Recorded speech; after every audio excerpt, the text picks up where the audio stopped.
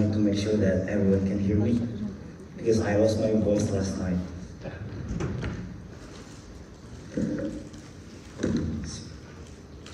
So alright, hello everyone. I'm very excited to be here. My name is Astan Tambusai and I'm from 10 November Institute of Technology, which is located in Indonesia, so it's quite far from here. Today I'm going to be presenting on behalf of all of my co-authors. Most of them are here, Professor Suprobo, Dr. Bene Suryanto, and also this is actually a part of a thesis project undertaken by our student at ITS. And this is also a pilot project that we are currently working on with Harvard University, and we've been looking into the influence of printing speed and nozzle size on buildability of 3D printed concrete walls. So we're kind of focusing on the computational modeling in this case.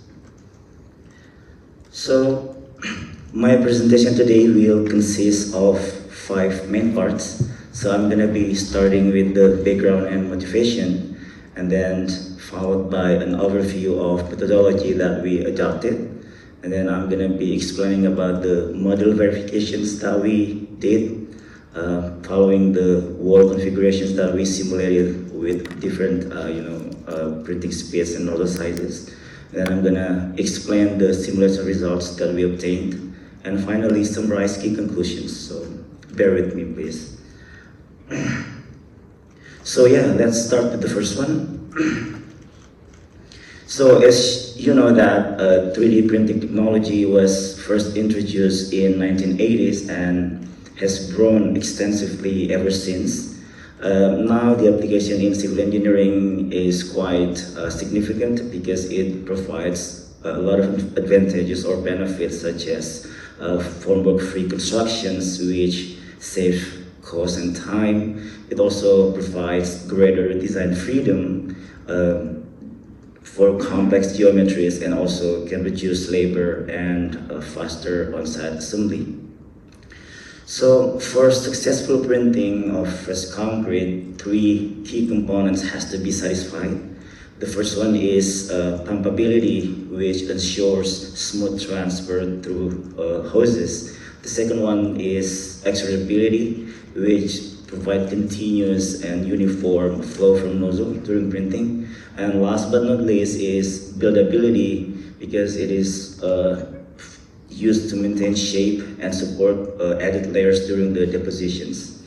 While pumpability and extrudability have been studied extensively, although it was done through some trials and error methods, buildability remains less understood, especially under different printing speeds and nozzle sizes. So that's where basically our research comes in.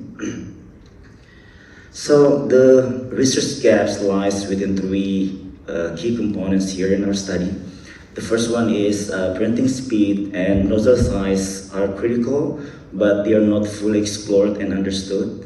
The first one is experimental studies is quite expensive and require equipment intensive, especially for large-scale printing, and that's why finite element modeling can be a cost-effective alternative.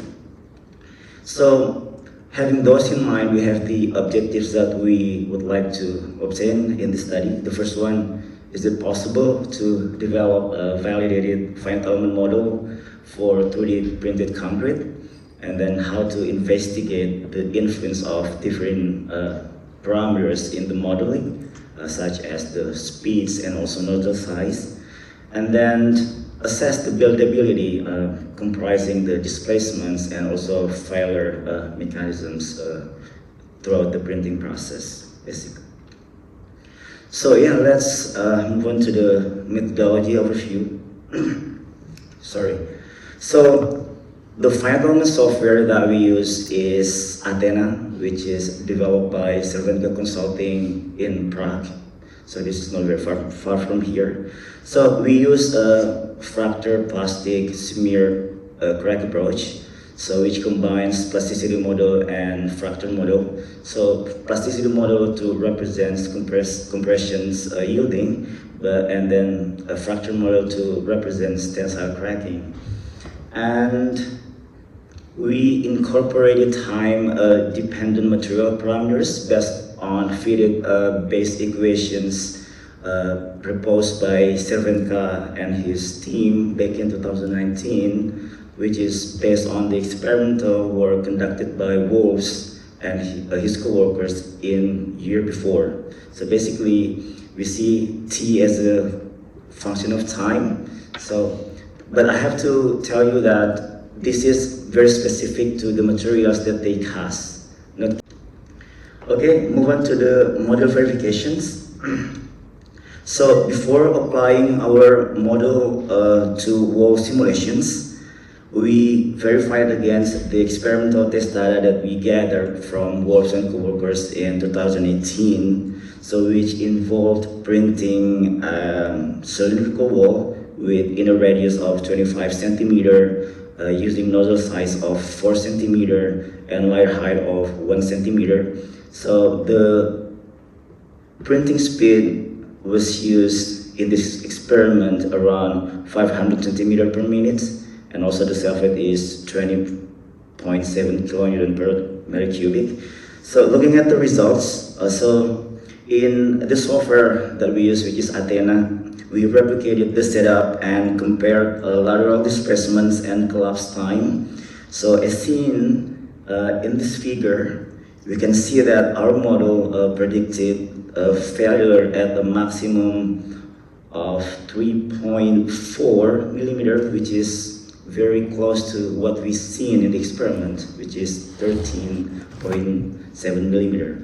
And also the simulation reproduced collapses at 825 seconds, but while the experiment is around 700, so it is quite close. And if we take a look at the average vertical stress, because this relates to the buildability, so we can see that vertical stress distributions prior to collapse indicated that the value was around 0.009 megapascal, which is almost similar to the hydrostatic pressure that we can calculate basically. So yeah, after verifying our model with the existing experimental data available within the literature, we started doing some simulations for wall. So we have a bunch of different parameters here. So yeah, each wall was modeled like 3 meters high, and then 2 meters wide, and then 150 millimeter thick. So we used like zigzag infill pattern for added stability. And then, so 2 nozzles were used in these simulations. The first one is 30 millimeter nozzle size, and the second one is 40 millimeter nozzle size, and we label as N3 and N4 respectively. And then the printing speeds, we used 3 different speeds, 20, 30, and 40 millimeter per second. So you can see all the information in the table regarding the void area, cross-section area, and also the self-weight. So basically, when we're using higher nozzle size, we get like higher self-weight, and also smaller void ratio, basically. So yeah, let's move on to the simulation results. So before looking at the deformation results, let's take a look about the printing durations that we found in our study. So yeah, the time to print one layer is simply the total path divided by the speed that we use for the simulation. And also we have to define a time transient, which is the time to print one wall segment, which is that we use here about 1/5 of the layer. So as expected, higher printing speeds resulted in shorter time intervals and transients. This matters because shorter times mean we have lower layers that have less time to stiffen, so it increases the risk of collapse. Okay, let's take a look at the results here. So the target height is about 3 meters with total layers about 150. So these are the level of our specimens that we simulated in the software. The M3 basically 30 millimeter size, and PS2 means that printing speed is 20 millimeter per second.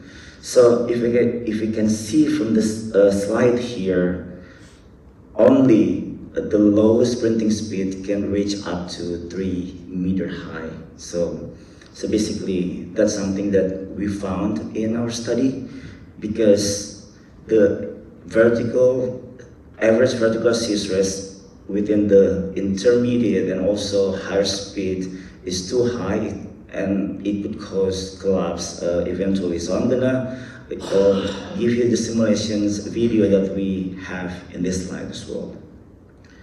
So for the buildability of 40 millimeter nozzle size, so when we use the larger nozzle, we saw basically some general trend, but failures happened a bit sooner because of added self-weight that comes with the higher nozzle size.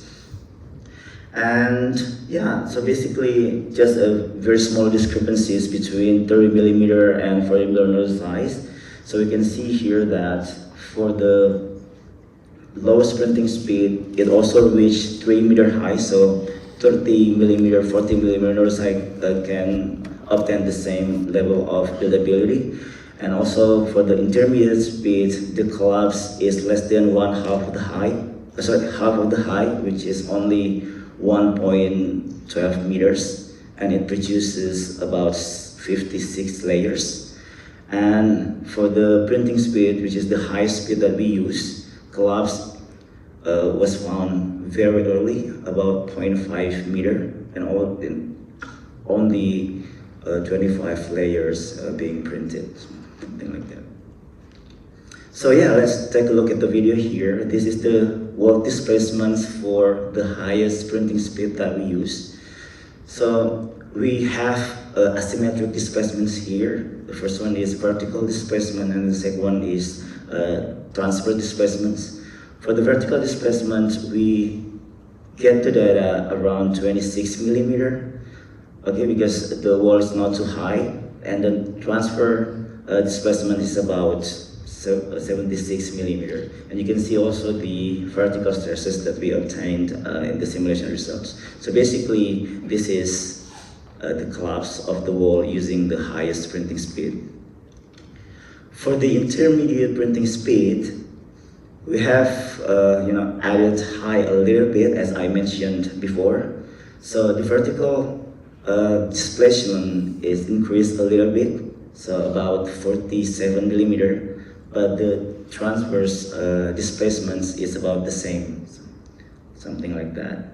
So yeah, it's a nice visualizations of the simulation that we got from the software, basically. So yeah, so basically once the vertical stresses exceeds the hydrostatic pressure, and also if we compare with the compressive strength around that time of printing, it's basically the collapse. So for the lower printing speed, 20 millimeter per second, as I mentioned, we reached the target about 3 meter high of the wall. So the vertical displacement is quite small, only about 6 millimeter. And the transverse displacements even smaller, around 2 millimeter. And the buildability remains good in this printing speed. So yeah, different colors indicate a bunch of informations. Basically, we can see vertical stresses, we can see displacements, we can see a bunch of internal underlying mechanisms that is exhibited by the wall during the printing process. That's the 3 meter wall height using lowest printing speed, which is about 20 millimeter per second. And to conclude my presentations, the first one, the validated model that we have showed that the nonlinear fractal plastic constitutive models that we use in this software can predict and also simulate the printing process more reasonably. And also, we see here that printing speed is more a dominant factor regarding the buildability compared to the nozzle size. So we see here that high speed, around 40 millimeter per second, as in the case of our study, exhibited perimeter failures at low highs. Medium speed around 30 millimeter per second, mid collapse around 1.1 meter, and then low speed around 20 millimeter per second produces walls that reach 3 full meter high with minimal displacements. And we found that nozzle size is a secondary factor, probably because the difference is not that very significant. So the failure modes, lastly, is pure asymmetrical. We find that we have vertical and also transfer displacements throughout the printing process.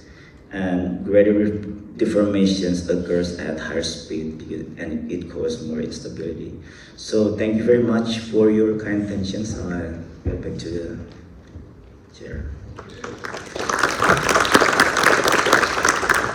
Thank you very much.